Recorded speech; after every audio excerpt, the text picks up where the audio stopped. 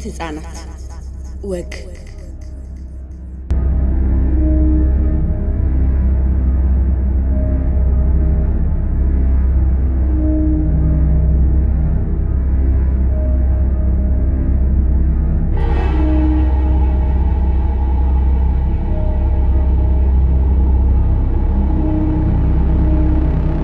በጣም ይዋደዳሉ። የ8 እና የ10 ዓመት ልጆች ናቸው። የ8 ዓመቱ ህፃን እናቱ ሞተዋል። አባቷ ናጺ ናቸው። ሁሌም ማታ ማታ ጠጅ ሳይጎነጩ ቤታቸው አይገቡም። 3 ልጆች አሏቸው።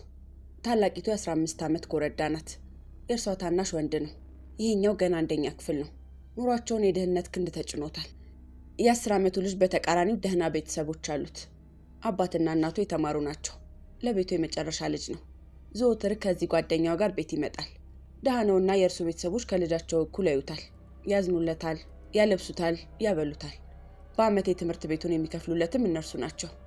ከዚህ ባሻገር ግን ስለ ወንድምና እህቱ ስለ አባቱ የሚያውቁት ነገር የለም። አንድ የሚያውቁት ነገር ደሃ መሆኑን ብቻ ነው። ሁለቱ ጓደኛሞች የህፃናት ወግ አላቸው። ይጫወታሉ፣ ያወራሉ፣ አልፎ አልፎ ስለ ቤታቸው በልጅ አንደበታቸው ይወያያሉ። አንድ ዕለት የአባቱ ነገር የመረረው ህፃን ለጓደኛው የሆነ ነገር አጫወተው። አባቱ ማታ ቤት ከመጡ በኋላ ያደረጉትን ነገር ነው የነገረው። አዲስ አበባ ውስጥ ለዚያውም ቦሌ ሚካኤል አካባቢ ይህ ነገር ተፈጽሞ ዝም መባሉ ብዙዎችን አስገርሟል። አናጢው አባት ቤት እንደገቡ የ15 ዓመት ልጃቸውን እራት እንድታቀርብ አዘዙ። ሽሮ በሉ። ከዚያ ልጆቹ እንዲተኙ አዘዙ። ሴቲቱን እኔ ጋር የምታድሪው አሏት። ከሌሊቱ 6 ሰዓት የልጅቷ ጩኸት ልጆቹን ከእንቅልፋቸው ቀሰቀሳቸው። አባት ደፍረዋታል። አንዲት ነገር ትንፍሽ ብትል እንደሚገሏት እያስጠነቀቋት ነበር። ይህን የሰማው ታናሽ ጠዋት ትምህርት ቤት ሲሄድ ታማ የተኛች እህቱን እያየ ነበር። ሲመለስም ካልጋ ላይ አልተነሳችም። ይህንኑ ለጓደኛው ነገረው። ሲመሽ ጓደኛዬ ወሬውን ለቤተሰቦቹ አወራ። እነርሱም ነገሩን ዝም ብሎ አልተውትም። ለፖሊስ ጠቆሙ። ፖሊስ ሲያጣራ ወንጀሉን ደረሰበት። አባት ልጃቸውን በመድፈራቸው ወደ ወህኒ ተላኩ። የሁለቱ ህፃናት ወግ የተደበቀ ወንጀል መዘዘ።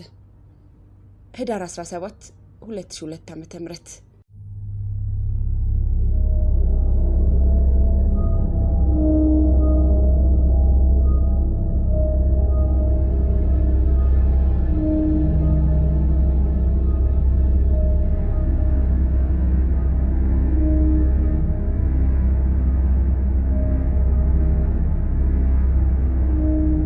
ልጁን እወደዋለሁ።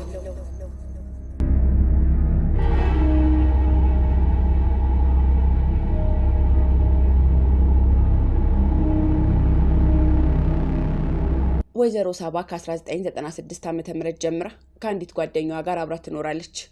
ይህች ጓደኛ ለወይዘሮ ሳባ ዘመዷ ሆና አይደለም አመታትን አብራት የኖረችው። እንዲያውም ከዚህ በፊት አይተዋወቁም ነበር። ሳባ አንድ ቤት ተከራይታ መኖር ስትጀምር ይህች ሴት ያከራዮቹ ዘመድ ነበረችና ተዋወቁ፣ ተዋደዱ፣ ተወዳጁ። ከዚያም ከዝምድና የላቀ ጓደኝነት ፈጠሩ። አብረው ሲኖሩ ታዲያ ወጣቷ የሳባ አከራዮች ከሆኑት ዘመዶቿ ጋር ግጭት ጀመረች። ሳባም አካባቢዋ አልስማማ ሲላት ወደ ሌላ ቦታ መቀየር ፈለገች። ልጅቷ ፈጽሞ ከአንቺ ጋር ካልሆነ ከሌላ ጋር መኖር አልችልም ብላ የዘመዶቿን ቤት ጥላ ከወይዘሮ ሳባ ጋር አብራ መኖር ጀመረች። ሳባ የ1 ዓመት ህፃን ልጅ አላት። ልጅቷ ደግሞ ይህንን ልጅ እንደ ራሷ ልጅ ታሳድገዋለች፣ ትወደዋለች። ሳባ ወዲያ ወዲህ ብላ ልጇን ለጓደኛዋ ትታ የምታገኛትን ሳንቲም ለልጇ ማሳደጊያ ታወጣለች። ህፃኑ ያሳዳጊውን ደረቅ ጡት እየጠባ የሁለት እናቶች ባለቤት ሆኖ አደገ። ሳባ ወልዳ ያረሰቻትን ልጇን የምታሳድግላትን ጓደኛዋን ከራሷ በላይ ትወዳታለች። ልጇንም የጋራችን ነው ብላ እስከማሰብ ደርሳለች። ልጅቷ በበኩሏ ታማኝ ለመምሰል ብዙ ጥራለች። አልተሳካላትም እንጂ ህፃኑ 1ኛ ዓመቱን ባከበረ በ3ኛ ቀን ልጅቷ በህይወቱ ላይ ለመጨከን ቆረጠች። አቅፍ ያሳድጌዋለሁ፣ ደረቅ ጡቴን አጥብቼዋለሁ የምትለውን ህፃን ለእናቱ መበቀያ ልትጠቀምበት ወሰነች። ገደለችው። በጋቢ ጠቅልላ አልጋ ላይ አስተኛችው። ከዚያም ደሙን ከእጇ ላይ ጠራርጋ ወደ ትራፊክ ፖሊስ ጽሕፈት ቤት ሄደች። በር ላይ ያገኘችውን ትራፊክ ሰው ገድያለሁ ብላ አስደነገጠችው። ይህን ብቻ አልነበረም ያለችው፣ አሁኑኑ ግደለኝ ብላ ወጥራ ያዘችው። ነገሩ ተጣራ። ያለችው እውነት ሆኖ ተገኘ። ምሳ ሰዓት ደርሷል። የሟች ህፃን እናት ልጁን ልታጠባ ከስራ ወደ ቤት ስትመጣ ግርግር አየች። እውነቱን ስታውቅ ራሷን ሳተች። ገዳይዋ ምን ነው በህፃን ልጅ ላይ መጨከንሽ ተባለች። እናትየው ሰው አምተሻል፣ ወሬ አውርተሻል ብላ ተቆጣችኝ። እኔ ደግሞ የልጇ ገረድ አለመሆኔን እንድታውቅ ፈለኩ። ልጇን ከሷ ይልቅ ያሳደግኩት እኔ ነኝ። በእርሱ ተበቀልኳት ብላለች። ይህንን የምትናገረው ግን እያለቀሰች ነበር። ልጁን ወደዋለሁ እያለች እየጮኸች።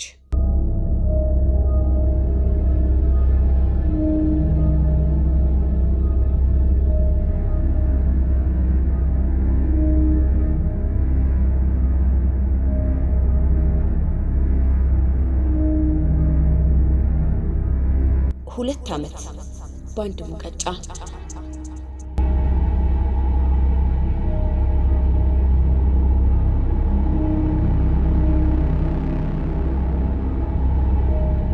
የተጠናወቱት ሱሶች አዙረው ሊደፉት ደርሰዋል። አገኘ ይቅማል፣ አገኘ ይጠጣል፣ አገኘ ያጨሳል። ከዚህ ውጪ ሌላ ዓላማ ያለውም አይመስልም። በዚህ አመሉ ታዲያ ከቤተሰቡ ከተባረረ ቆየ። የትም ውሎ የትም ያድራል። ጋን እስኪል ድረስ ይጠጣል። ልብሱ የተቃጠለ እስኪመስል ድረስ ያጨሳል። በየአጋጣሚው ከሰፈሩ ልጆችና ከአንዳንድ ሰዎች እየለመነ በእርሱ ቋንቋ እየከፈለ በሚያገኘው ገንዘብ ይህን ሲያደርግ ቢቆይም እየዋለ እያደረ የገንዘብ ምንጩ መድረቅ ጀመረ። ገንዘብ ለማግኘት የነበረው የመጨረሻ አማራጭ ሌብነት ሆኖ ተገኘ። ገባበት። የጀመረው በሰፈር ውስጥ ታጥበው የተሰጡ አልባሳትን በማንሳት ነው። እነርሱን እየወሰደ በመሸጥ የሚያገኘውን ገንዘብ ተወርውሮ አረቄ ቤት ይገባና ምሱን ይወስድበታል። ገንዘብ ሲያልቅ እንደገና ወደ ስርቆቱ ይገባል። በዚህ አይነት ሁኔታ የሰፈር ልብስ ቀበኛ ሆነ። ታጥቦ ጣራ ላይ የተሰቀለ ጫማ፣ የተሰጣ ቲሸርት፣ ሱሪ፣ ቀሚስ ምንም አይቀረውም። ድንገት ሰው ሳያየው ባሳቻ ሰዓት ጥልፍ ያደርገውና ሰፊው ካፖርት መሳይ ጃኬት ውስጥ ይጨምረዋል። ከዚያም ወደሚፈልግበት ቦታ መሮጥ ነው፣ ለማስያዝ አሊያም ለመሸጥ። አንድ ለቱራይል አካባቢ መንደሩን ይላል። የተለመደ ስራው ላይ ነው ያለው። ሰፈሩ ጭር ብሏል። ሰው ወደ ቤተ ክርስቲያን ሄዷል።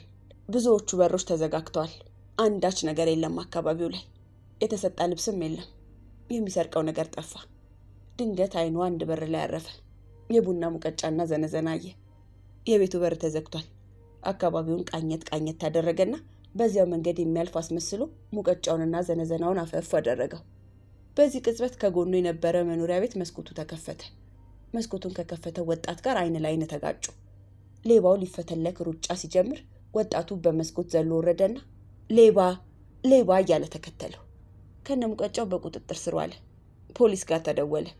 ፖሊስ በሌባው ስራ እየሳቀ ጠቅላላ ግምቱ 8 ብር የሆነውን ዘነዘናና ሙቀጫ ኤግዚቢት ይዞ ሌባውን ፍርድ ቤት አቀረበው። ፍርድ ቤት 2 ዓመት አከናነበውና ወህኒ ላከው። በሙቀጫ የጀመረ ሌባ ነገ ሀገር መስረቁ አይቀርም ብሎ ሳይሆን አይቀርም።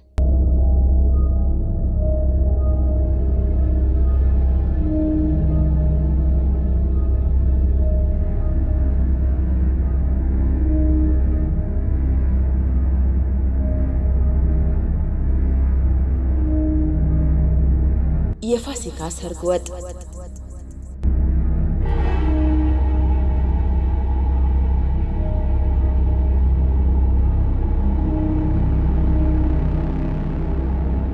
አዲስ አበባ ውስጥ ቦሌ ቀበሌ 17 መዝናኛ ጀርባ አንዱ ግቢ ውስጥ ሽርጉዱ ጦፏል። የግቢው በር ክፍት መሆን ከጀመረ ውሎ አደረ። ሰዎች ይገባሉ፣ ይወጣሉ። እዚያ ቤት ከፋሲካ በዓል ጋር የተያያዘ ሰርግ ይደገሳል። አባትና እናት ልጃቸውን ለመዳር ደፋ ቀና ይላሉ።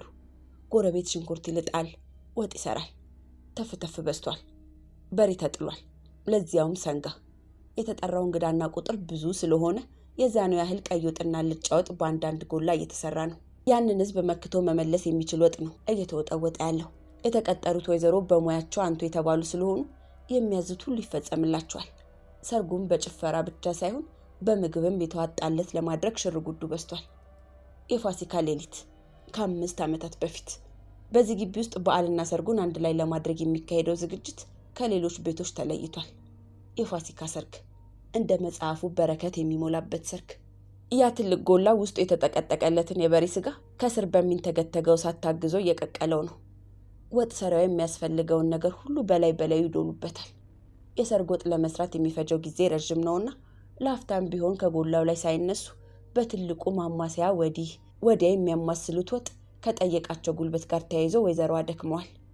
ያም ሆኖ ከዚህ አልተነሱም።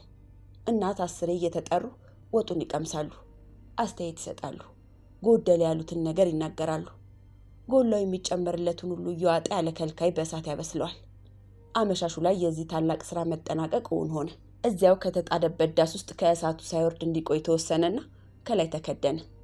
ቤት ውስጥ የነበረው ግርግር ሌሊት ላይ ጸጥ አለ። ሁሉም ምግብ ተሰርቶ ተጠናቀቀ። ድካም ያናወዛቸው በየቦታው ተረፈረፉ። ጎረቤቱም ሄደ። የመኖሪያ ቤቱ በሰው ተሞላ። ማዕድ ቤቱ ራቅ ይላል። ማለዳ ላይ የወጡን ሁኔታ ለማየት ድስቶቹንና ጎላዎቹን ሲከፋፍቱ የነበሩት ወይዘሮ ድንገት የቀይ ወጡ ጎላ ጋር ሲደርሱ አንዳች ነገር ወረራቸው። ጎላው ባዶ ነው። ውስጡ ካለመታጠቡና ቀይ ወጥ እንደነበረበት ከማቃጠሩ በቀር አንዳች የተረፈ ነገር የለም። ወጡ ተገልብጦ ተወስዷል። ወይዘሮዋ ተንደርድረው ሄዱና ተገልብጦ ወደ ቤት ገብቶ ይሆናል ብለው ጠየቁ። ሰው ተደናገጠ። እናት እየበረሩ መጡና ወጡ። የት እንደገባ አልታወቀም። የዕለቱ ግርምትና ብስጭት አላልቃለ። ወሬው ለፖሊስ ጆሮ ደረሰ። እናት አመለከቱ። ወጡ ተፈለገ፣ ጠፋ። ሰርጉ 10 ሰዓት ላይ የተካሄደበት ዋና ምክንያትም ከየሆቴሉ ወጥ ተገዝቶ እስኪመጣ ሰዓት ለማግኘት ነበር። ያ የወጥ ሌባ ማን እንደሆነ አልታወቀም። ጎረቤቶች ግን በአስማት ተሰልቦ ካልሆነ እንዴት ወጥ ተጭኖ ይወሰዳል አሉ። ለማንኛውም የበሬው ግማሽ ስጋ ተሰረቀ። የሰርጉ ወሬ ይሄው ሆኖ አለ።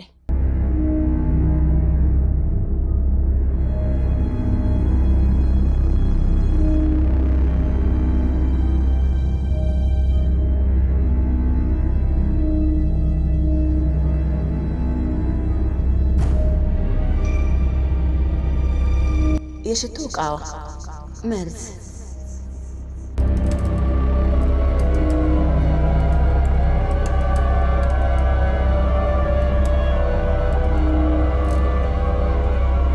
አንድ ወቅት ላይ ከወረዳ 12 ቀበሌ 21 የሚመጡት ቴዎድሮስና ተስፋዬ የወንድማማች ልጆች ናቸው። ኮከበ ጽባ ትምህርት ቤት ይማራሉ። ዛሬም ወደ ትምህርት ቤት ሲመጡ ተስፋዬ መንገድ ላይ አናናስ የምትመስል የሽቶ ማስቀመጫ ዕቃ ነገር አገኘ። የኔ ናት ተጣሉባት። በጉልበትም በእድሜም ከፍ የሚለው ቴዎድሮስ ወሰዳት። 4ኛ ኤፍ ክፍል ተማሪዎች ናቸው። በማለዳ ክፍል ገቡ። የሂሳብ አስተማሪው በዕለቱ የያዙትን የትምህርት ርዕስ ብላክቦርድ ላይ ጽፈው ለተማሪዎች ያስረዳሉ። ባለ 1 ፎቅ የመማሪያ ህንፃው ላይ የተገኙት የክፍሉ ተማሪዎች በጸጥታ ይከታተላሉ። ከበስተኋላ ግን 2 ልጆች ትኩረታቸው በትምህርቱ ላይ አይደለም። ቴዎድሮስና አጠገቡ ያለው ሚኪያስ። ሁለቱም የ11 እና 12 ዓመት ህፃን ናቸው። ቴዎድሮስ የሽቶ ዕቃ ናት ያላትን ደስ የምትል አረንጓዴ ነገር ሊከፍታት ይታገላል። እንበለው ሚኪያስ ተቀብዬ ካልከፈትኩ ይላል። በመሃል ድምፅ ላለማሰማት ትከሻ ለትከሻ ይገፋፋሉ። አስተማሪው አላያቸውም። ቴዎድሮስ ሌላ ዘዴ ያገኘ። የሽቶ ዕቃዋ ያላት የማንጠልጠያ ቀለበት መሰል ነገርን ሲወዘውዘው ድንገት ወለቀች። የዕቃዋ አንገት ተነቃነቀች። ውስጥ ያለውን ሽቶ ለማውጣት ወዘወዛት። ምንም የለም። የወለቀችውን ነገር በደንብ ለመምዘስ በእጁ አልሆንልህ ሲለው በጥርሱ መሳብ ያዘ። ከዚያም ንቅል ብላ አፍ ውስጥ ቀረች። ራቅ አድርጎ አስተማሪ እንዳያየው ከለላት። ነገርየው አጨሰች። ወዲያው ጆሮ የሚበሳ ኃይለኛ ፍንዳታ ተሰማ። በቅጽበት የመማሪያ ክፍሉ ወደ ደም ጎርፍነት ተቀየረ። ቦምቡ ፈነዳ። 28 ተማሪዎች ከባድና ቀላል የመቁሰል አደጋ ደረሰባቸው። 30 ቦታ የሚፈነጣጠረው ኤፍ1 የተባለ የአሜሪካን ቦምብ የሽቶ ዕቃ መስሏቸው የጎረጎሩት ልጆች ለራሳቸውም ለሌላውም ጠንቅ የሆነ አደጋ ፈጠሩ። ክፍሉ በተሰባበረ ዲስክና በተበታተነ ደብተር ተሞላ። ደግነቱ ሕይወት አላለፈም። የሽቶ ዕቃዋ ከውስጧ ጣፋጭ መዓዛ ሳይሆን ሞት የሚተፋ መርዝ ረጨች። ፍርጃ ብለውታል ብዙዎች።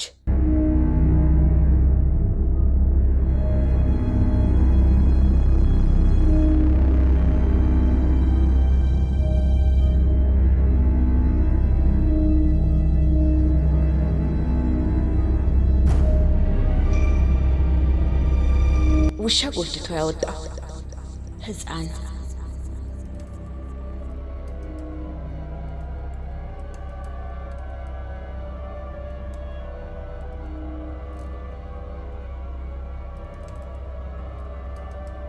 በሰው ቤት ሰራተኝነት ስትቀጠር ለሙያዋ ምስክር የሆኑላትና ለጨዋነቷ በ10 ጣታቸው የፈረሙላት አክስቷ ናቸው። ከዚህ ቀደም ብዙ ሰው ቤት ሰርታ የምታውቅ ቢሆንም በደሞዝ አለመስማማት ካልሆነ በስተቀር ከአንዳቸውም ጋር በጸውት አታውቅም። በመካከል ስራ በፈታችበት ጊዜ ያገኘችው ወንድ ግን ልቧን ወሰደውና ከእርሱ ጋር ጥቂት ቆየች። ጸነሰች። አላወቀችም። ሰውነቷ ሳያስታውቅ 4 ወር ሙሉ ጽንሷ በሆዷ ውስጥ አደገ። የወር አበባዋ ከናካቴው መቅረቱን ስታውቅና ሆዷ ሲከብድባት ጊዜ ፈራች። ይህንን ሚስጥር ለማንም ሳታዋይ ሰው ቤት ገባች። አሰሪዎቿም አያውቁም። የቀሩትን ጊዜያት እዚያው ገፋቻቸው። ወሮቿ ሲገፉ ሆነ ብላ ሰፋፊ ልብስ መልበስ ጀመረች። አተኩረው አይተዋት የማያውቁት ሰዎች በሰውነቷ ላይ ስለሚያዩት ለውጥ ብዙም አላሰቡም። ልጅቷ ግን 8 ወሯን ጨረሰች። ሳትተኛ ደከመኝ ሳትል ጥርሷን ነክሳ እየሰራች። የእርሷ ዓላማ ሌላ ነው። ወሯ እየገፋ ሲመጣ አንድ ቀን ምጥ ጀመራት። አሰሪዋ በሌለችበት ወደ ጓሮ ሄዳ ከራሷ ጋር ታግላ ወለደች። ወዲያው የወለደችውን ወንድ ልጅ በጨርቅ ጠቅልላ በማፈን ጉድጓድ ቆፍራ ቀበረችው። ተጣጥባ ወደ ቤት ገባች። ማታ ላይ ታመም ያለሁ ብላ ለ2 ቀን ያልተኛች። ሕክምና መሄድ አልፈልግም አለች። ጉዱ የወጣው በ3ኛው ቀን ጠዋት ነው። ከማሰሪያ የተፈታው የቤት ውሻ የተቆፈረውን አፈርምሶ የተቀበረውን ሕፃን አውጥቶ ሲቦጫጭቀው አባወራው ድንገት ደረሰ። ግቢው በድንጋጤ ጩኸት ተሞላ። ሕፃን ልጅ ከውሻው አፍ ያስጣሉት ሰው ማን አርግዞ እንደወለደውና እንደቀበረ ማወቅ አልቻሉም። ጉዳዩን ፖሊስ ያወቀው ጊዜ የመጀመሪያ ተመርማሪ ሰራተኛዋ ነበረች። አመነች። የማሳድግበት አቅም ስለሌለኝ ነው ብላ። የእርሷ ዋነኛ ፍርሃት ግን ሰው ምን ይለኛል ነበር። አሰሪዋ አሁንም ይህች ልጅ አርግዛ ወልዳለች ብላ አታምንም።